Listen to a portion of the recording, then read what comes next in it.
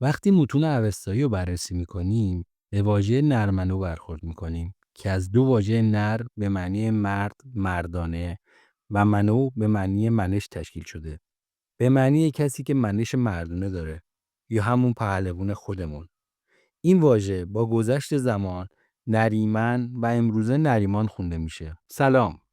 انتخاب اسم برای فرزند جدید در خانواده‌های ایرانی همیشه یکی از مهمترین و البته چالش برانگیزترین دغدغه هاست. به خصوص وقتی بدونیم این اسم قرار بخشی از هویت و داستان زندگی اون باشه. اما آیا تا به حال فکر کردید که بسیاری از کتاب‌ها و منابع انتخاب اسم اطلاعات ناقص یا حتی اشتباه به ما میدن؟ معانی که شاید ارزش‌های اصیل فرهنگی و باستانی ما رو نادیده گرفته باشند. در این ویدیو قصد داریم پرده از اسرار و معانی باستانی برخی از زیباترین و عمیق‌ترین نام‌های ایرانی برداریم. اگه نام خودت یا اطرافیانت یکی از این نام‌های اساطیریه یا دوست داری بیشتر درباره تاریخ و فرهنگ ایرانی بدونی، با ما همراه باش و منتظر باش که در پایان شگفت زده بشی. بریم تا با هم به عمق تاریخ سفر کنیم. در دل تاریخ و فرهنگ ایرانی، واژه کوچک اما پرمعنا وجود داره. هو واژه‌ای که در زبان و ادبیات ما همواره به معنی خوب، نیک و مثبت به کار رفته. در اسطوره‌های ایرانی، هو ریشه بسیاری از نام‌ها و مفاهیم نیکوئه، مانند هومن که از دو جزء هو به معنای نیک و من به معنای منشه که در کل به معنی نیک‌اندیشه. هوتن که بخش اول هو به معنی نیک و بخش دوم تن به معنی بدنه، به معنای نیکتن یا همون تندرست خودمون. یکی دیگه از واژه‌های باستانی که با هو آغاز میشه، نامیه که شکوه و فر ایرانیان باستان رو به یاد میاره.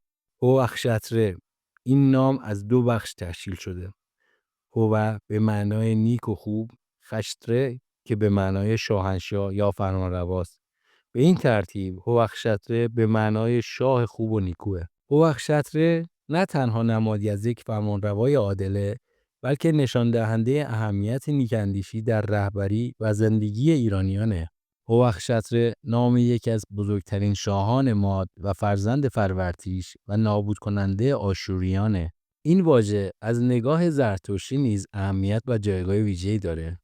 در آموزه‌های زرتشتی، سه اصل بنیادین زندگی، هومته، اندیشه نیک، وقته، گفتار نیک و هورشته، کردار نیک، همگی با هوه گره خوردند.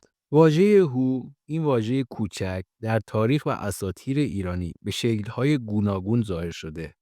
یکی از جالبترین این تحولات واژه‌ایه که امروز اون رو به نام خسرو میشناسیم. خسرو در اصل از واژه باستانی هئوسروه مشتق شده. این واژه از دو بخش تشکیل شده. هئو به معنی نیک و خوب و سروه که از ریشه سرودن یا سراییدن اومده و به معنای سرود و آوازه. بدین ترتیب هئوسروه یا خسرو به معنی نیک سروده یا نیک نامیده شده است. یکی دیگه از نمونه‌های جالب تحول واژه هئو به خ در زبان فارسی امروزی واژه باستانی هورتاته. این واژه که در اوستا و متون زرتشتی به معنای تکامل و بی‌عیب و نقص بودن هست، امروز خرداد خونده میشه و در گاه شماری ایرانی این واژه نام ماه سوم ساله.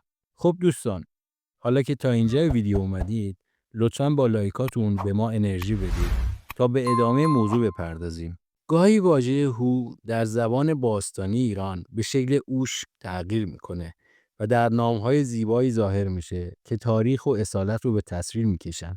یکی از این نام‌ها نام پر افتخار داریوشه که از دو بخش داریه به معنی دارنده و بخش دوم اوش به معنی خوبیه. به این ترتیب داریوش به معنی دارنده خوبیه. نامی که از شکوه و عظمت و نیکی و خرد سرچشمه میگیره. این نام زیبا در دل خود پیامی از اصالت و نیک‌اندیشی داره و با هر بار شنیدن یادآور روح بزرگ فرهنگ و تمدن ایرانه.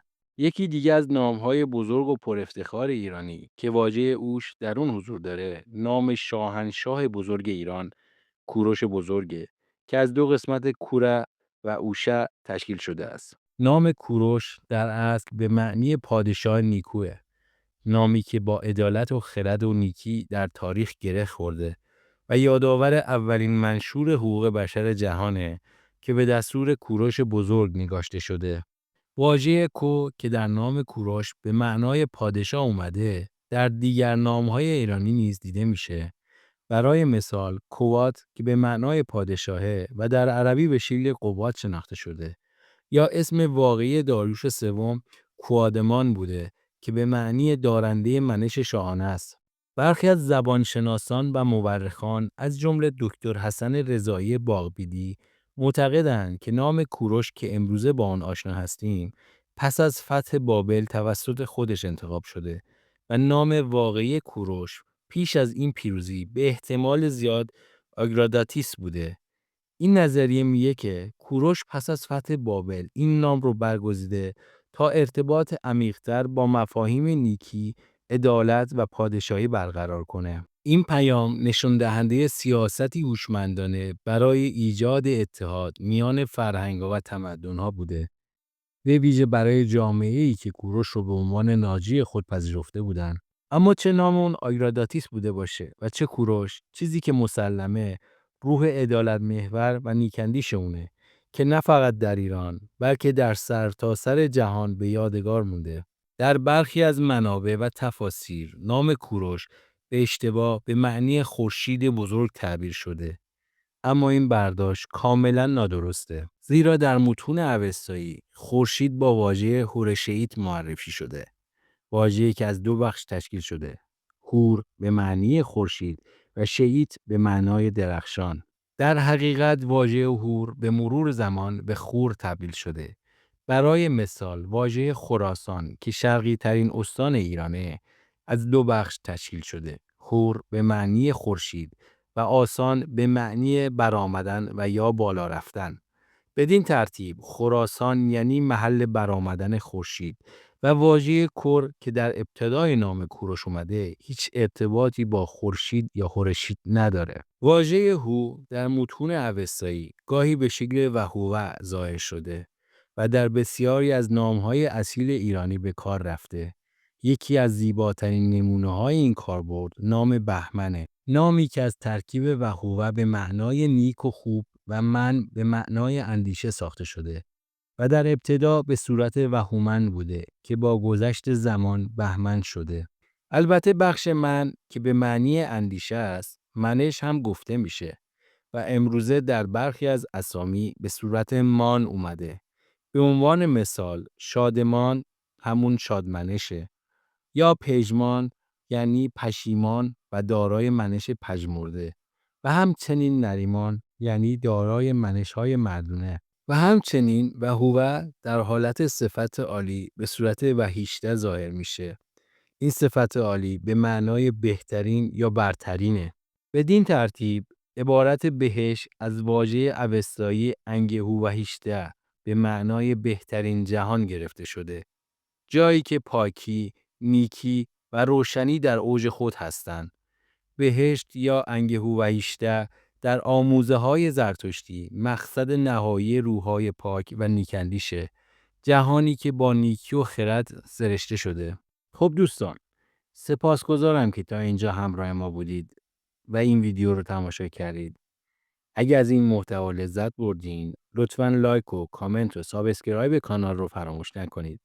این کمک بزرگی به ما میکنه تا بتونیم ویدیوهای بیشتری برای شما بسازیم. راستی اگه تعداد لایک های این ویدیو از 200 بیشتر بشه، قول میدم که قسمت دوم این ویدیو رو هم براتون بسازم و در اون اسرار بیشتری از نام‌های ایرانی و باستانی رو براتون بازگو کنم. شما هم قول بدین با انتخاب نام‌های زیبا برای عزیزانتون میراث ارزشمندی به نسل آینده بسپارید. همچنین این دو ویدیو پیشنهادی رو هم که مشابه همین موضوع ساخته شده بهتون توصیه میکنم حتما تماشا کنید و نظرتون رو برامون بنویسید. تا ویدیو بعدی، روز و روزگارتون پر از نیکی و شادی.